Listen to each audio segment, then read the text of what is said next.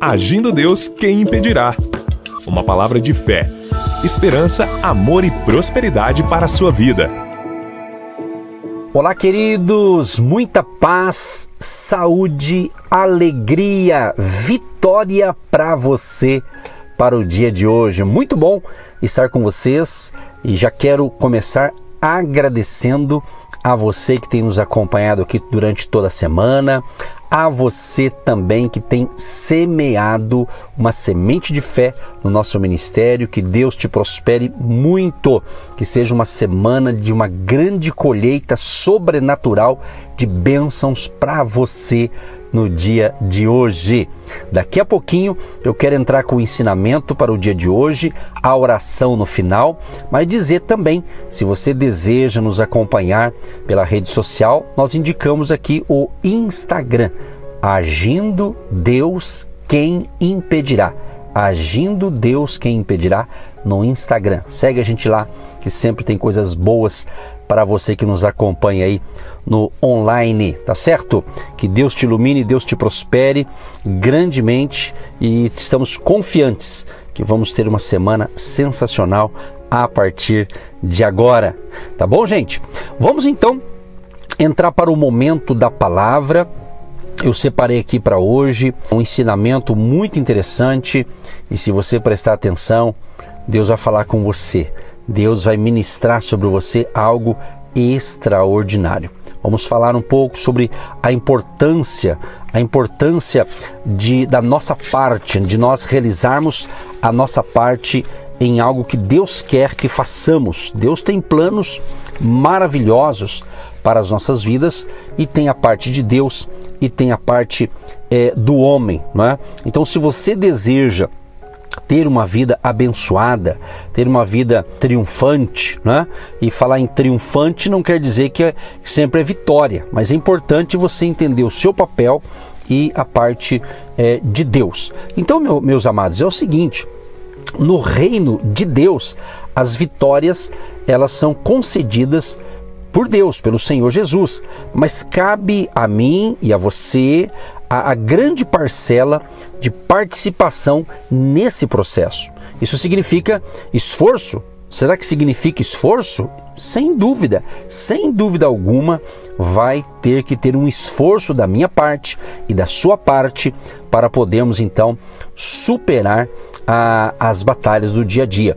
Então o apóstolo Paulo, ele foi um homem assim extremamente ativo, né?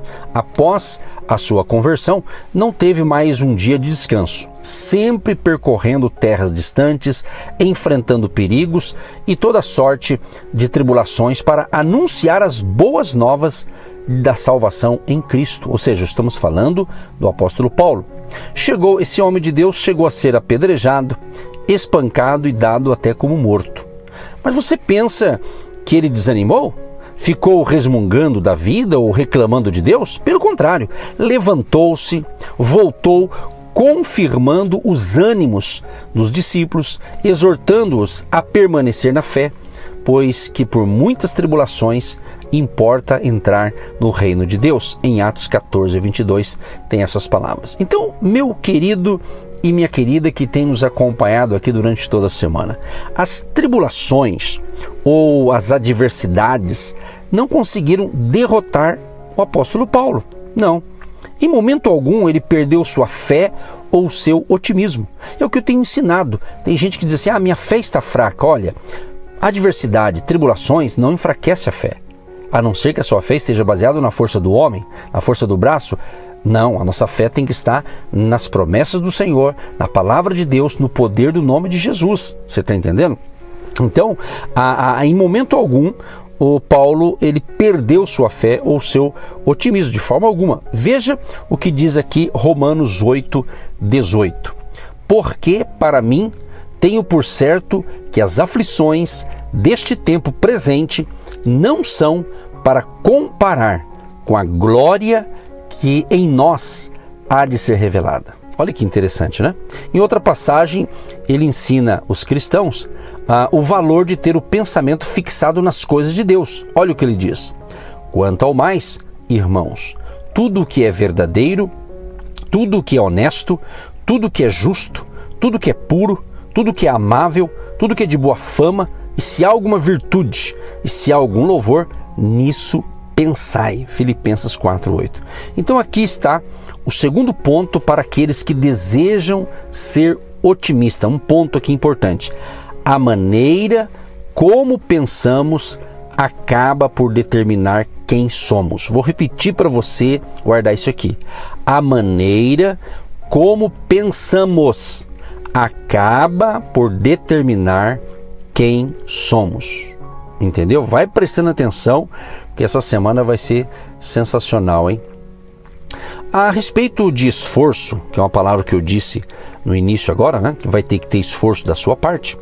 Veja o que o apóstolo Paulo disse. Porque bem vos lembrais, irmãos, do nosso trabalho e fadiga, pois, trabalhando noite e dia, para não sermos pesados a nenhum de vós, vos pregamos o Evangelho de Deus. 1 Tessalonicenses 2:9. Embora tivesse dedicado sua vida à obra de Deus, Paulo não ficou esperando que seu sustento viesse do céu. Ao contrário, fez questão de trabalhar em seu ofício de fazedor de tendas, a fim de se manter sem depender dos irmãos. Um exemplo para todos nós. Então, você viu essa primeira parte aqui? A parte humana. Você quer algo, quer conquistar algo, você vai ter que ter a sua parte. Você vai ter que fazer independente das adversidades. Agora eu disse aqui a questão de pensamentos, né? Como anda os seus pensamentos, a maneira de você pensar vai determinar quem você é. Então existem os pensamentos certos, os pensamentos errados. Então nós temos que entender que Deus, ele quer o melhor para mim e para você. Agora, não é porque Deus quer o melhor que nós temos que pensar coisa boa. Nós temos que ir à luta e à batalha.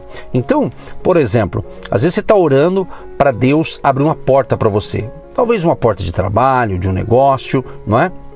Então Deus poderá abrir uma porta para você, mas e se for naquelas condições que você não gostaria? Você já pensou com essa ótica? Deus abriu uma porta para você, mas parece que não é aquilo bem que você quer? Pois é, mesmo que a oportunidade não pareça tão boa à primeira vista, quem sabe, amigo, amiga, quem sabe você terá de trabalhar durante as madrugadas? Quem sabe trabalhar em horários assim diferenciados? Estou falando no caso de um emprego, de um negócio, porque às vezes você está pedindo algo nessa área profissional e não vem daquilo que você pede. Mas você vai chegar lá, só que existe uma escala, existe uma, vamos assim dizer, uma escada, né? O degrau por degrau. Às vezes tem pessoas que elas já querem, de um dia para o outro, já ter uma grande conquista. Muitas coisas dependem do tempo, do momento, que você tem que entender que você não pode desanimar, se desanimar por causa de algum problema e parar. Esses dias até, em outro projeto, em outra ministração que eu estava falando, eu falei de gente que às vezes tem um monte de projetos inacabados. Começa uma coisa, para. Começa uma coisa, para. Começa uma faculdade, para. Ou seja, ele está ali, nem certificado tem.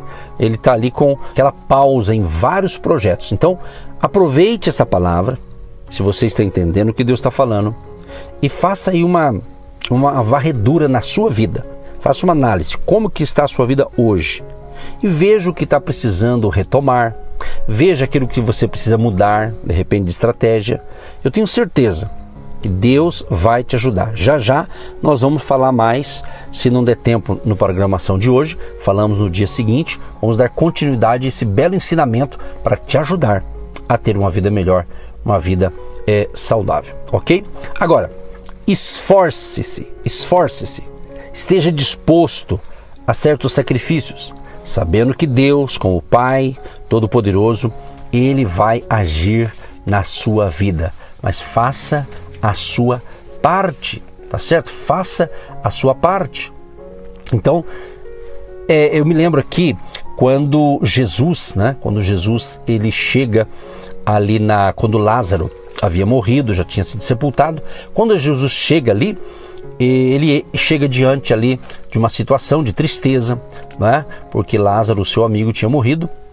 E quando Jesus chega, ele já tinha sido sepultado. E ele disse para o pessoal: tira a pedra. Ele mandou o pessoal tirar a pedra. E a parte mais difícil foi quando Jesus, que para ele não há impossibilidade, ele disse: Lázaro, vem para fora. E ele já estava cheirando mal, o cadáver, né? Há 4 dias já. Então Jesus traz novamente vida para Lázaro. Mas quem tirou a pedra do túmulo, lá do sepulcro? Foram pessoas. Tira a pedra. Então tem coisa que é você, meu amado, que tem que fazer. Talvez você está esperando Deus fazer, né? Deus vai fazer, Deus vai fazer. E às vezes nesse discurso, parte do que você está falando é Deus, outra parte é você que tem que tirar a pedra, você que tem que se mexer, ok? Então não se esqueça, a vitória vem mediante nosso esforço. Nada vem fácil. Se vier, pode ter certeza que não fica. É com esforço, mas vale a pena, tá certo? Então, vamos ver aqui também algo importante sobre a expressão que Deus usou quando ele falou com o homem de Deus chamado Josué, que aliás é um livro que a gente tem lido bastante, principalmente o capítulo 1. Deus disse assim: tem bom ânimo, tem bom ânimo. Está registrado aqui no versículo 6 do 1º capítulo de Josué. E pode ser interpretada na linguagem de hoje da seguinte maneira: seja otimista, seja otimista. Sabe, se você está me ouvindo esse ensinamento pelo nosso canal do YouTube, do Agindo Deus Quem Impedirá, então escreva nos comentários, escreva lá: sou otimista, sou vencedor. Isso, escreva, declare, fale na sua mente, entendeu? Então, se você deseja seguir o conselho divino, sabe que há 2 pontos a observar. Primeiro, Jesus ensinou em Mateus 6, 22 e 23. A candeia do corpo são os olhos. De sorte que, se os teus olhos forem bons, todo o teu corpo terá luz. Se, porém, os teus olhos forem maus, o teu corpo será tenebroso. Então, a maneira como você vê a vida vai determinar quem você é. Foi exatamente por isso que os soldados de Saul tremeram diante do filisteu Golias. Veja o que diz 1 Samuel 17, 24. Porém, todos os homens de Israel, vendo aquele gigante, fugiam de diante dele e temiam grandemente.